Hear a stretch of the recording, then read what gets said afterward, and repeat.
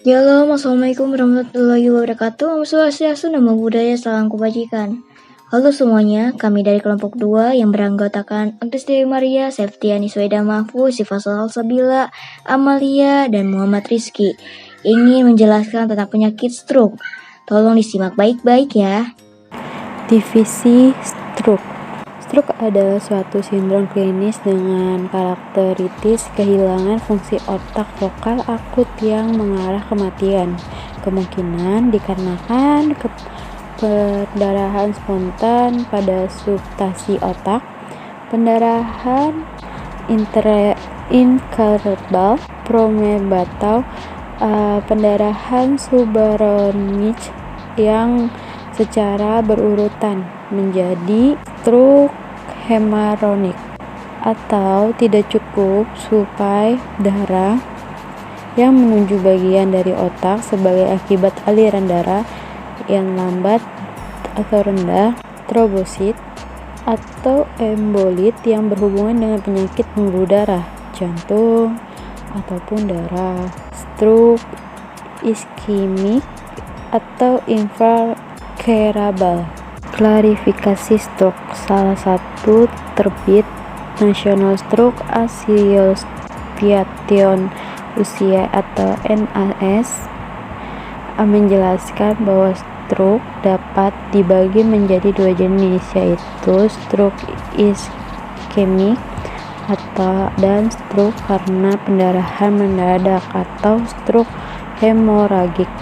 Lebih kurang 82% dari stroke adalah iskemik, meskipun lebih jarang terjadinya stroke karena pendarahan lebih bahaya. Stroke iskemik akut adalah dekompresi bedah. Terdapat perluan atau keperluan untuk mengurangi tekanan intracranial. Pendekatan tim interprofesional yang mencakupi rehabilitasi dini. Rehabilitasi dapat mengurangi kecacatan jangka panjang dalam pencegahan sekunder, endarter karotik, ekstomi, dan stenting mungkin efektif dalam mengurangi terjadinya stroke dan kekambuhan di pasien yang sesuai. Stroke hemorragik pada saat intervensi bedah untuk memotong atau menghilangkan kelainan vaskular, mengurangi kematian akibat pendarahan ulang. Setelah pendarahan intracerebral primer, pembedahan evakuasi mungkin bermanfaat dalam beberapa situasi. Pemasangan drainase ventricle ekstral dengan memantau tekanan intracranialnya umumnya dilakukan pada pasien ini.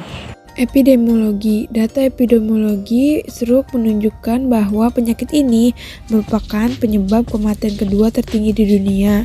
Di Indonesia, sekitar prevalensi stroke dilaporkan sebesar 10,9%. Patofisiologi, proses patologik yang mendasari salah satu dari bagian proses yang terjadi di dalam pembuluh darah yang memperdarahi otak.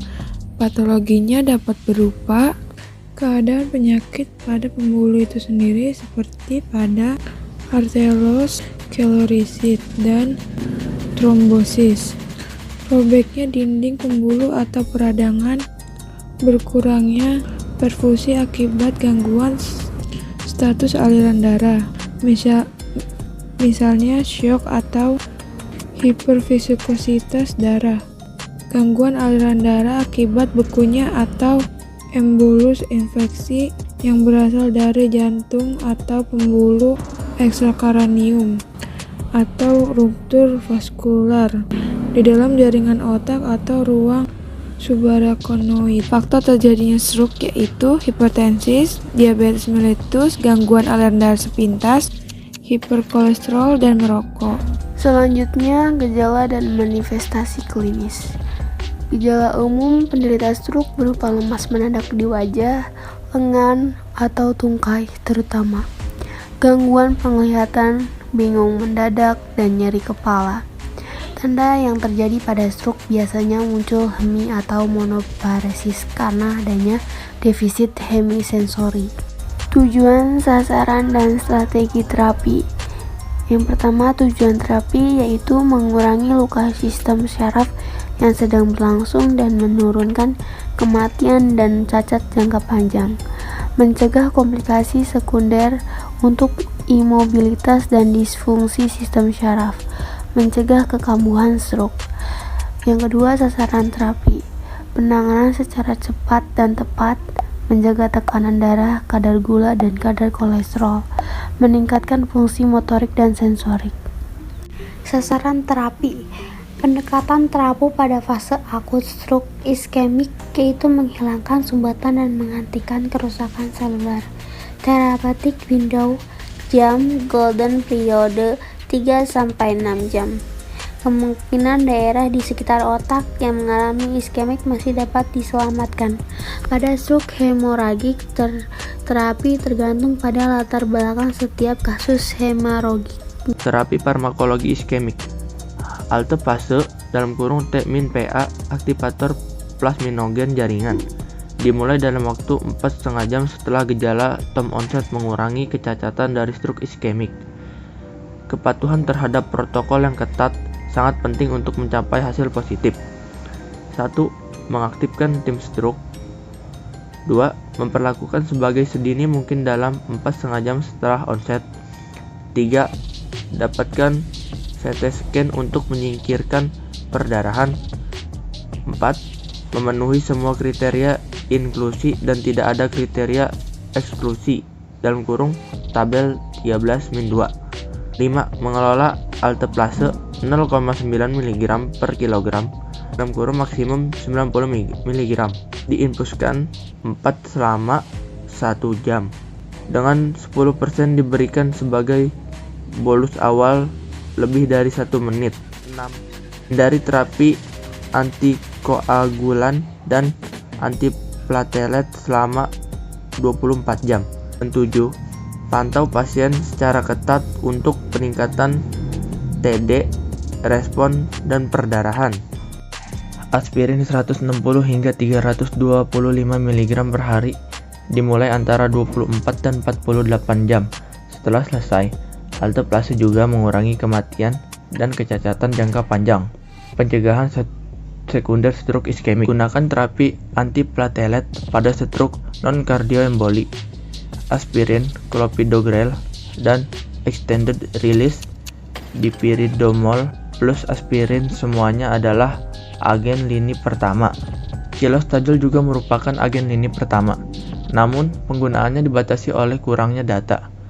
Batasi kombinasi clopidogrel dan ASA untuk memilih pasien dengan riwayat M1 terbaru atau stenosis intrakranial, dan hanya dengan ASA dosis sangat rendah untuk meminimalkan resiko perdarahan. Antikoagulan oral direkomendasikan untuk fibrilasi atrium dan dugaan jantung sumber emboli.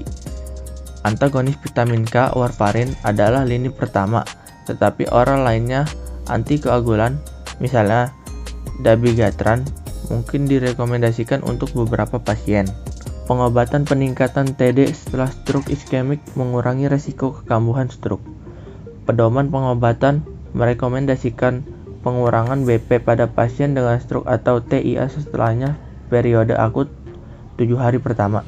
Statin mengurangi resiko stroke sekitar 30% pada pasien dengan arteri koroner, penyakit, dan peningkatan lipid plasma.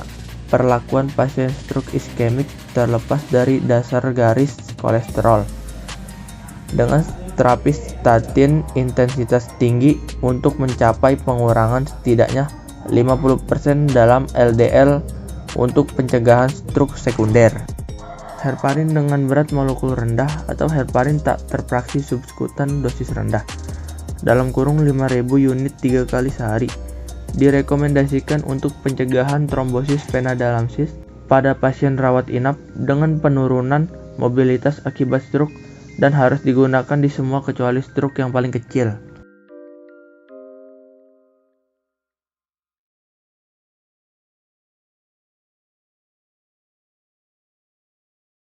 Terapi farmakologi hemoragik. Tidak ada strategi farmakologi standar untuk mengobati perdarahan intraserebral marah. Ikuti pedoman medis untuk mengelola BP, peningkatan tekanan intrakranial, dan komplikasi medis lainnya pada pasien yang sakit akut di unit perawatan intensif saraf. Sah akibat ruptur aneurisma sering dikaitkan dengan iskemia cerebral yang tertunda dalam 2 minggu setelah episode perdarahan. Vasospasma pembuluh darah otak adalah dianggap bertanggung jawab atas iskemia. Sekian penjelasan dari kami. Terima kasih atas segala perhatiannya. Kami ucapkan terima kasih.